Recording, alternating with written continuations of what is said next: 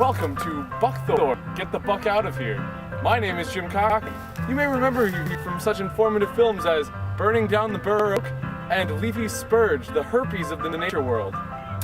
Today we'll be talking about buckthorn, an invasive species that has killed a lot of plant life in the US. But first, let's talk about invasive species in general.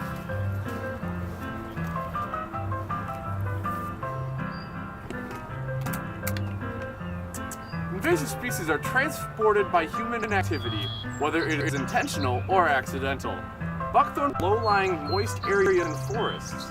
Invasive species overtake native species because they reproduce faster than native species and grow faster as well. In the specific case of common buckthorn, the shrub's berries are eaten by birds and transported in the bird's feces. How might you prevent the spread of invasive species, you might ask? Most of the prevention measures essentially come down to stopping the introduction of the species completely.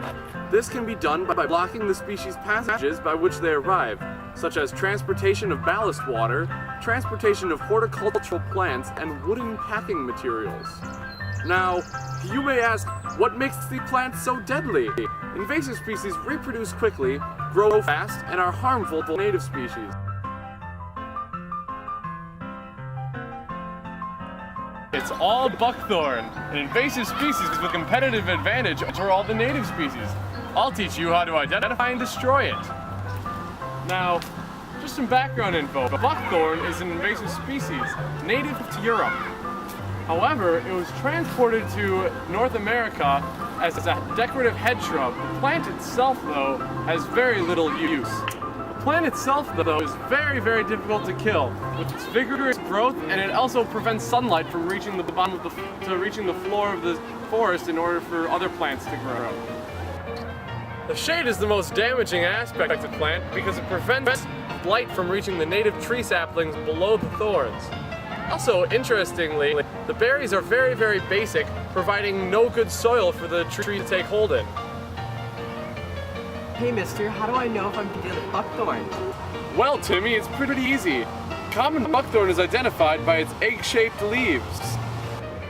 Also, if you look at the edges of the leaf, or the leaf margins, then you notice that there are very small teeth in it, a very common characteristic in the Rhamnus cathartica.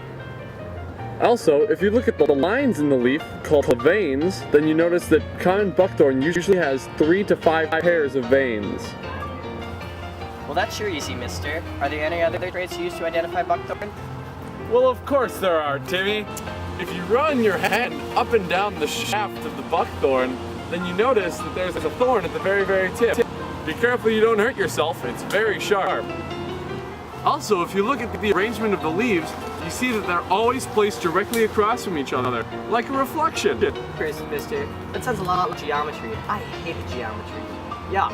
Gee whiz, this sure is all spelled, but how can I remove the buckthorn from my backyard? To remove the buckthorn from your backyard, follow the following steps.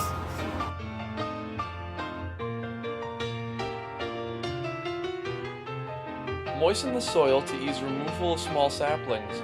Run sprinklers or wet soil around the buckthorn you plan to remove. Remove the buckthorn seedlings with a diameter of 3/8 inches or less by hand. Use a removal tool such as a weed wrench to remove buckthorn plants with a diameter between 3/8 inches and 1.5 inches. If the diameter of the buckthorn you desire to remove is larger than 1.5 inches, cut the plant as close to the ground with an axe, clippers, chainsaw, etc., leaving a stump exposed. Apply a glyphosate solution, commonly known as Roundup, to the top and sides of the stump.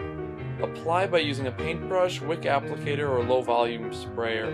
Don't use next to water and wear gloves, goggles, and long sleeves when using glyphosate. Tamp the ground where the buckthorn once grew to discourage new growths.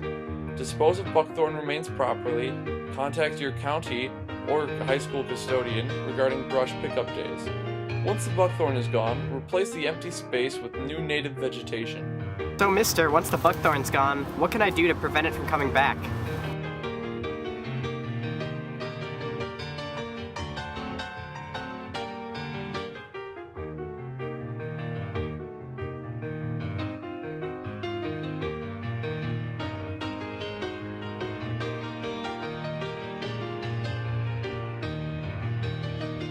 as you can see, most of the buckthorn in our plot has a diameter of about less than an inch. So we can mostly use just a weed wrench or these lopping shears in order to cut the buckthorn higher up, and then use the weed wrench lower down to pull out the root system.